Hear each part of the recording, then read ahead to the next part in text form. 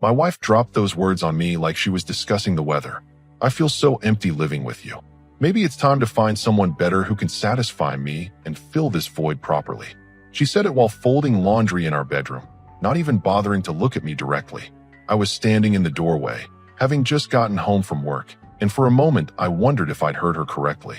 But the way she kept folding clothes with that satisfied little smirk told me everything I needed to know. This wasn't a cry for help or some desperate plea to fix our marriage. This was her testing the waters, seeing how I'd react to her basically asking for permission to cheat. Perfect. I love your honesty, I said, my voice completely calm. She looked up then, probably expecting tears or begging or some pathetic attempt to win her back. Instead, I walked straight to the closet and pulled out 3 black trash bags from the cleaning supplies. "What are you doing?" she asked, and I could hear the first hint of nervousness creeping into her voice. I started with her dresser drawers, methodically emptying each one into the bags. Her fancy lingerie that she never wore for me anymore, her workout clothes, all of it went into the plastic bags with mechanical precision. "Stop," she said, rushing over and trying to grab clothes from my hands. "I can pack my own things if that's what you want." I kept working, completely ignoring her attempts to interfere. When she tried to pull a bag away from me, I simply moved to the next drawer. The bathroom was next. Toothbrush, makeup, all those expensive skincare products she was always buying. Everything went into the bags. She was getting more frantic now, following me around the room like a lost puppy. "You don't have to do this. We can talk about what I said." I was just feeling frustrated. I tied up the first bag and started on the second. Her shoes, her purses, the jewelry box her mother gave her. The wedding ring dish she kept on the nightstand went in too. 20 minutes later, I carried both bags to the garage and set them down next to her car. She stood in the doorway watching me, and I could see the panic starting to set in. This wasn't going according to whatever script she had in her head. "Your honesty makes this so much easier," I said, dusting off my hands. "Now I don't have to hide what's been happening." Her face went from confused to worried. "What do you mean? Your best friend was a lot more loyal than you." The confusion deepened. "What are you talking about?" "She called me 7 days ago, told me all about your little plans. How you asked her for advice about testing the waters with other men. How you wanted to know the best way to transition out of our marriage without looking like the bad guy."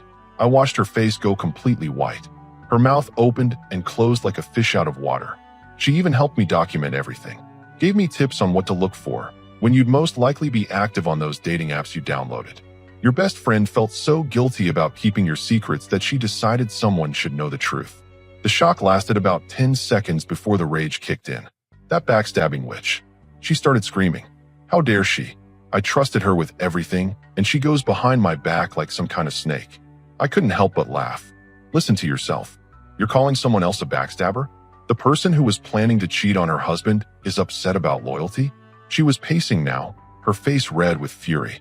I'm going to call her right now and tell her exactly what I think of her betrayal. Good luck with that, I said. I don't think she's particularly interested in hearing from cheaters anymore. Seems like she has higher standards for friendship than I realized. This isn't over, she snapped, stomping back toward the house. Actually, I called after her, it really is. Check your email in about an hour. You'll find some documents that make everything official. 7 days earlier, I was sitting at my kitchen table eating leftover pizza when my phone rang.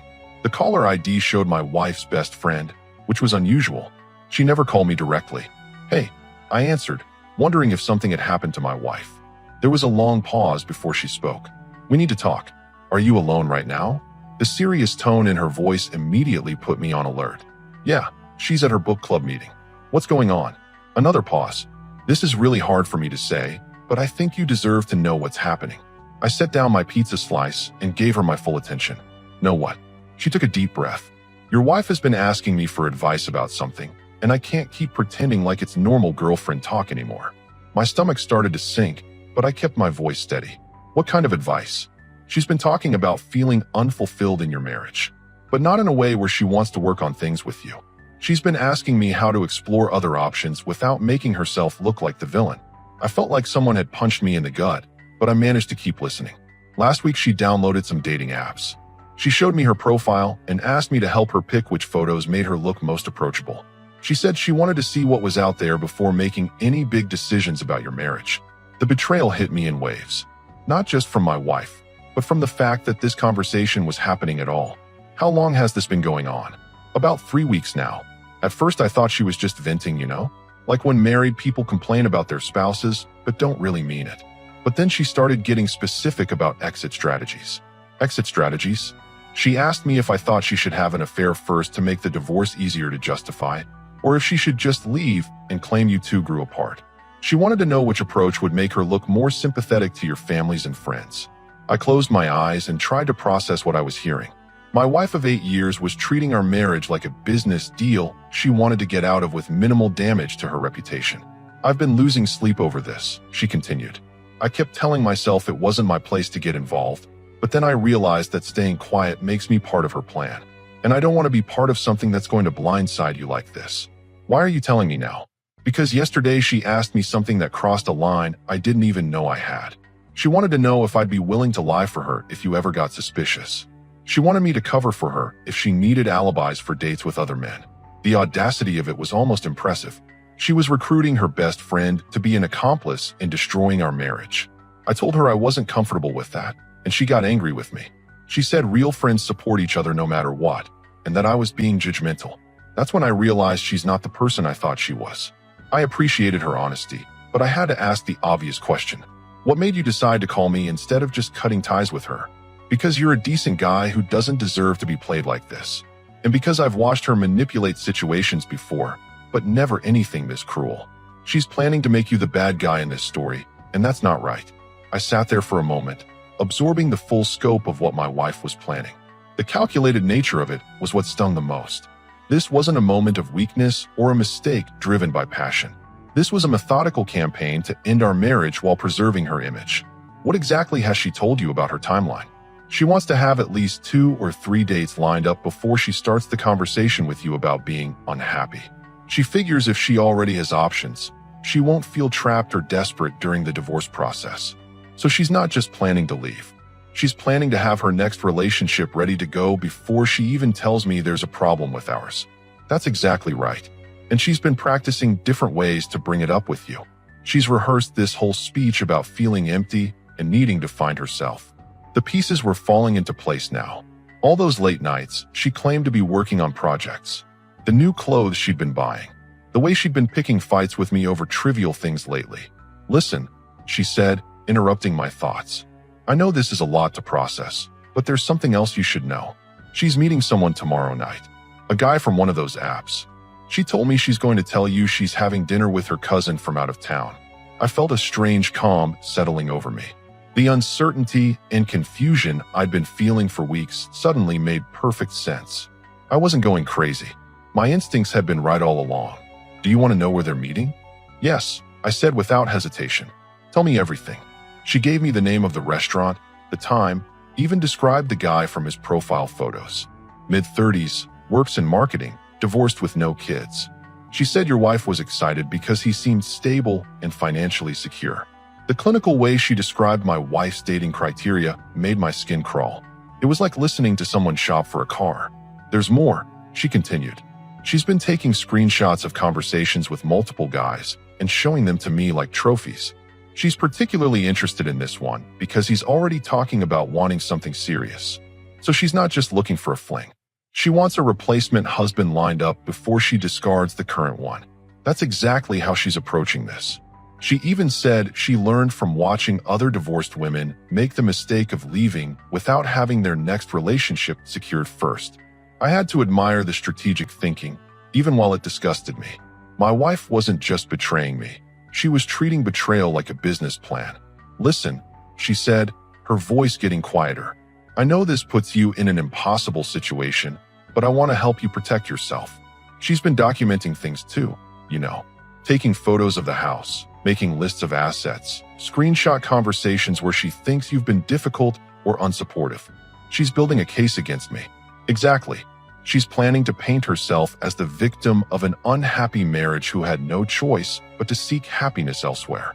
But the truth is, she never even tried to work on things with you. She just decided she wanted an upgrade and started shopping around.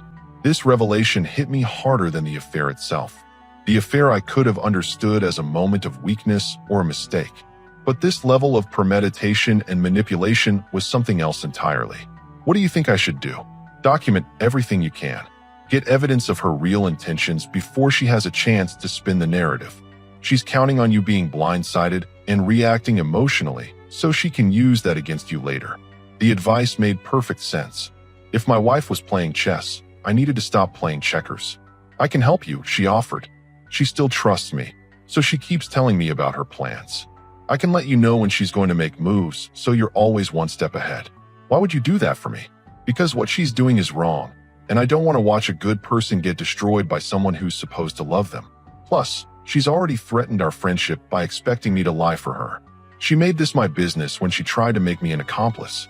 Over the next hour, she filled in every detail of my wife's strategy. The dating apps she was using, the cover stories she'd prepared, even the friend groups she planned to turn against me by spreading her version of our marriage problems first. She's been telling people that you've become distant and unaffectionate lately. She's laying groundwork to make it seem like you're the one who checked out of the marriage first. The gaslighting was impressive in its scope. She wasn't just planning to leave me.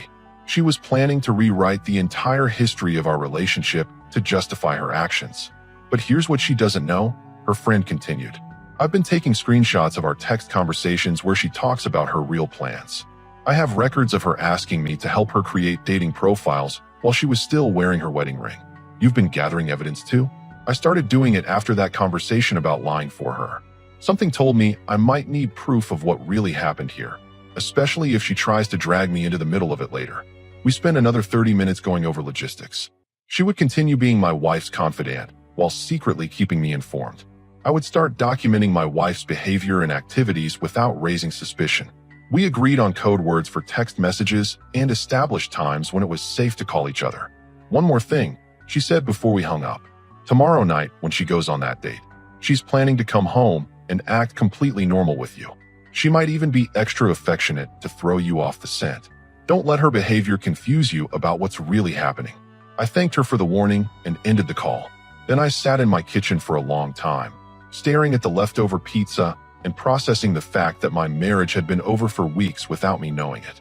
The next day, I watched my wife get ready for her fake dinner with her fake cousin. She spent over an hour on her makeup and wore a dress I hadn't seen her wear for me in months. When she kissed me goodbye, I could smell her expensive perfume and wondered if she'd practiced that performance in the mirror. Have fun with your cousin, I said, and she smiled like we were the happiest couple in the world. I should be back around 10, she said. Don't wait up if you're tired. After she left, I went through her dresser drawers and found receipts for lingerie I'd never seen. Hidden behind her jewelry box were printouts of restaurant reviews and a small notebook with what looked like dating advice written in her handwriting. My phone buzzed with a text from her friend. She just posted on Instagram that she's excited for girls' night out. Even her social media is part of the cover story. I screenshotted the post, added it to a folder I'd created on my phone, and settled into wait. The evidence collection had officially begun.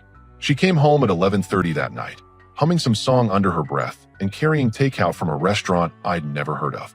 She was glowing in a way I hadn't seen in months, and it made my stomach turn. How was dinner with your cousin? I asked from the couch, not looking up from my laptop. Oh, it was wonderful. We caught up on so much family drama. She brought me leftovers from this amazing Italian place near her hotel. I nodded and pretended to keep working while she headed to the bedroom. 20 minutes later, she came back wearing one of my old t-shirts and curled up next to me on the couch. She was more affectionate than she'd been in weeks, running her fingers through my hair and asking about my day. The performance was flawless. If I hadn't known what I knew, I would have been thrilled by the sudden return of the woman I married. Instead, I felt sick watching her practice her deception in real time. Over the next few days, her friend kept me updated through carefully worded text messages. The first date had gone well. My wife was already planning a second meeting. She'd told her friend that the guy was everything she'd hoped for and that she felt guilty about not leaving me sooner. Meanwhile, at home, my wife was the picture of innocence. She cooked my favorite meals, suggested we watch movies together, and even brought up the idea of planning a weekend getaway. The gaslighting was so complete that I started to understand how people in my situation convinced themselves they're imagining things. But I wasn't imagining the new password on her phone or the way she angled the screen away from me when texting. I wasn't imagining the extra attention to her appearance or the mysterious phone call she took in the other room. On Thursday, her friend called me during my lunch break with an urgent update. She's accelerating her timeline. She's planning to meet with 2 different guys this weekend, and she's already talking about which one she thinks has more long-term potential. 2 guys in 1 weekend?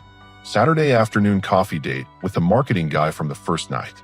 Sunday brunch with someone new she matched with yesterday. She showed me his profile and said he owns his own business, so she wants to evaluate her options before getting too invested in just one. The business-like approach to replacing me was almost impressive. She was conducting interviews for the position of new husband while still sharing a bed with the current one. There's something else. She's been asking me detailed questions about divorce law. She wants to know about asset division and whether she'd be entitled to alimony. She's doing research like she's planning a hostile takeover.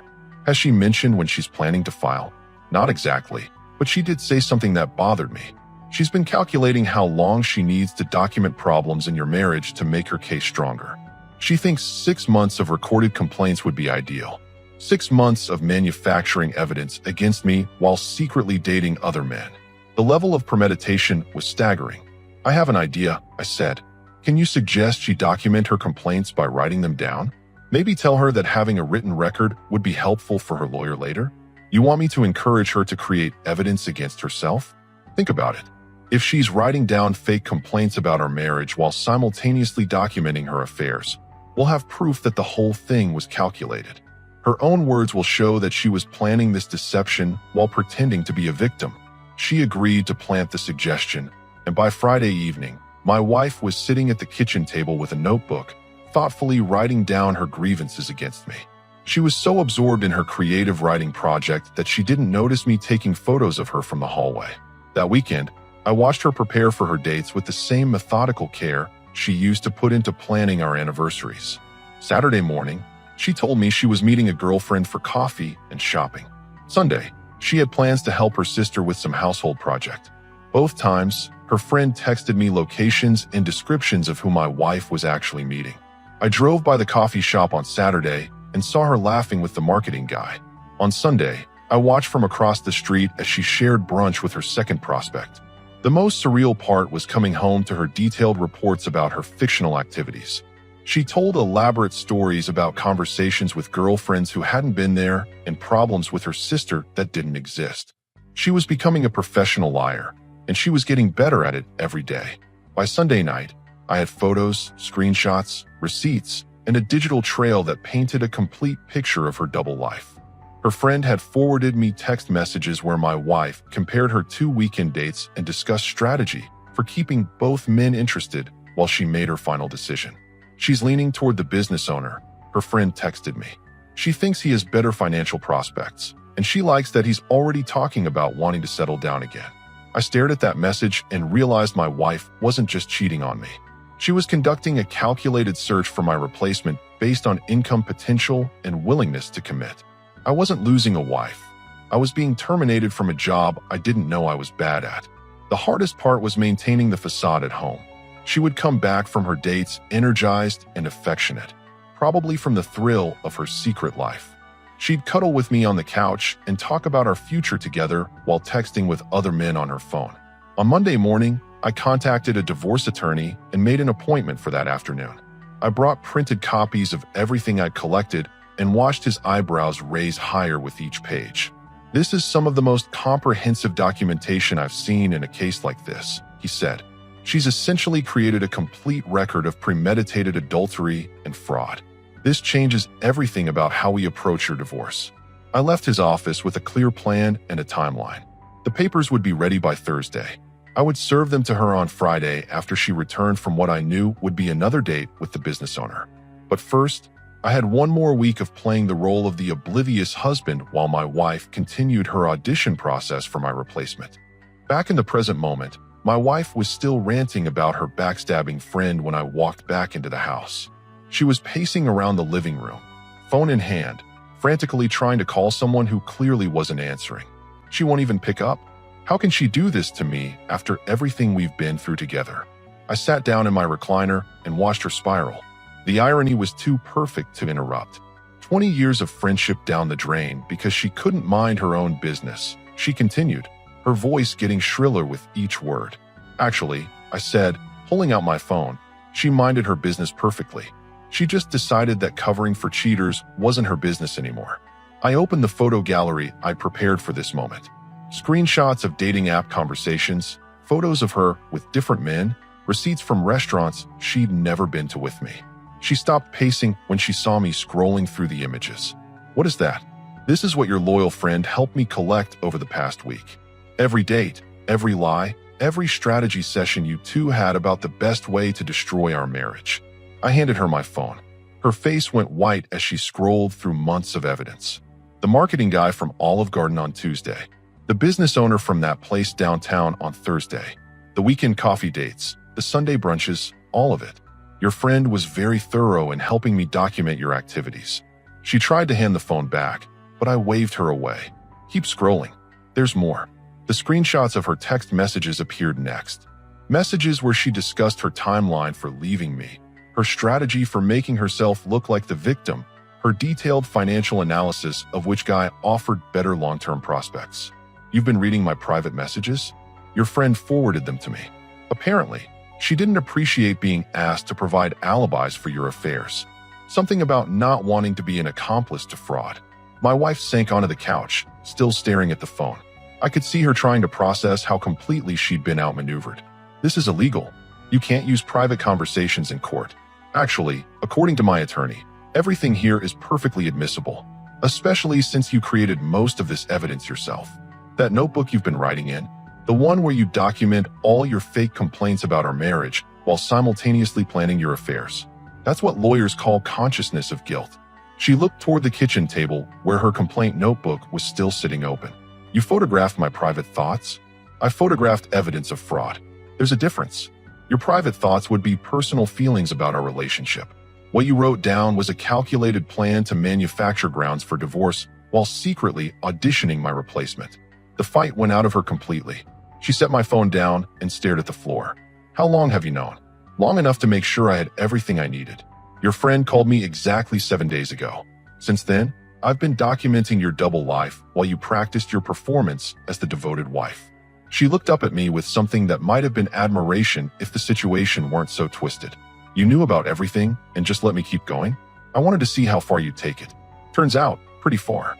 3 different men, detailed financial comparisons, a 6-month plan to manufacture evidence against me. You really committed to the role. The silence stretched between us for a long moment. So what happens now? Now you get exactly what you asked for. Remember? You wanted to find someone better who could satisfy you and fill the void properly. Congratulations, you're free to pursue that dream.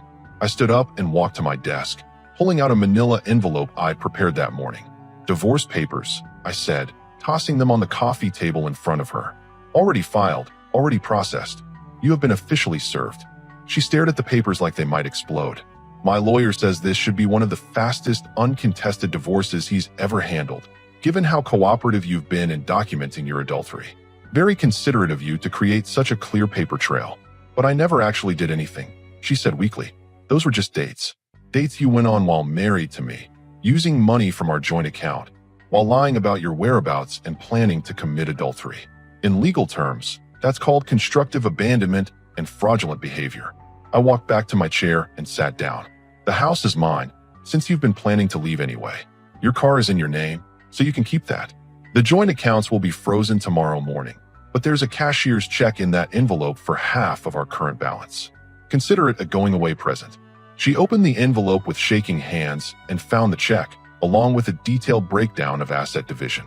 You planned this whole thing. I planned to protect myself once I learned what you were planning. The difference is, my plan was a response to your betrayal. Your plan was the betrayal itself. She looked through the papers, and I could see her calculating whether she had any moves left. What if I fight this? With what? The evidence shows you've been planning to leave for months while secretly dating other men. You documented your own fraud in writing. Your best friend testified against you. What exactly would you fight with? The reality of her situation was finally sinking in. She'd played her hand perfectly, except she'd been playing against someone who could see all her cards. You have until Friday to collect whatever I might have missed and find somewhere else to stay. After that, the locks get changed and any remaining belongings go to charity. She stood up slowly, the papers clutched in her hands. I never meant for it to happen like this. Yes, you did. This is exactly how you meant for it to happen, except you planned to be the one controlling the timeline and narrative. The only thing that went wrong was that you trusted the wrong person with your secrets." She walked toward the door, then turned back. "What about us? Don't 8 years mean anything to you? They meant everything to me. That's why this hurts. But they obviously didn't mean much to you, or you wouldn't have been shopping for my replacement while pretending to be my wife." She left without another word, and I heard her car start in the driveway. I knew she'd be back to collect more of her things, but the important conversation was over. My phone buzzed with a text from her former best friend. "How did it go?" I typed back, "Exactly as planned. Thank you for everything." The response came immediately. "You deserve to know the truth. Some lines shouldn't be crossed, no matter how close the friendship." Friday came faster than I expected. My soon-to-be ex-wife had been staying at her sister's place, sending increasingly desperate text messages about reconsidering everything and asking if we could work things out. I ignored them all. She showed up at exactly noon with her sister in a rental truck. I watched from the living room window as they loaded the remaining bags I'd left on the porch. Her sister kept glancing toward the house like she expected me to come out and cause a scene. Instead, I stayed inside and watched the final act of an 8-year marriage get loaded into a U-Haul. When they were done, my wife walked up to the front door and knocked. I opened it, but didn't invite her in. "This is really it?" she asked, and I could see she'd been crying. "This has been it for weeks. You just didn't bother to tell me until I figured it out myself." She looked around at the house one more time, taking in the space where she'd planned her betrayal while I lived in blissful ignorance. "I'm sorry," she said. "I know that doesn't fix anything, but I need you to know that I'm sorry. Sorry you got caught, or sorry you did it. Both, I guess." I nodded. "That's probably the most honest thing you've said to me in months." Her sister honked the truck horn impatiently from the driveway. "I have to go," she said. "Good luck with your business owner. I hope he's everything you calculated him to be." She flinched at that, but didn't deny it.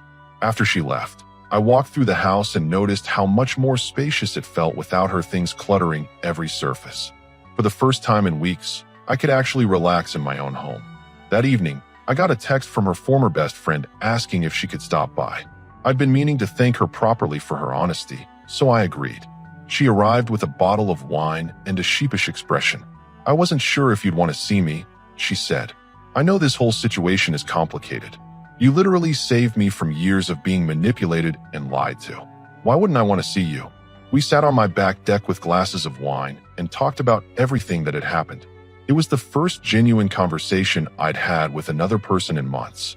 She told me that my ex-wife had tried calling her dozens of times over the past week, leaving increasingly angry voicemails about friendship and loyalty and betrayal.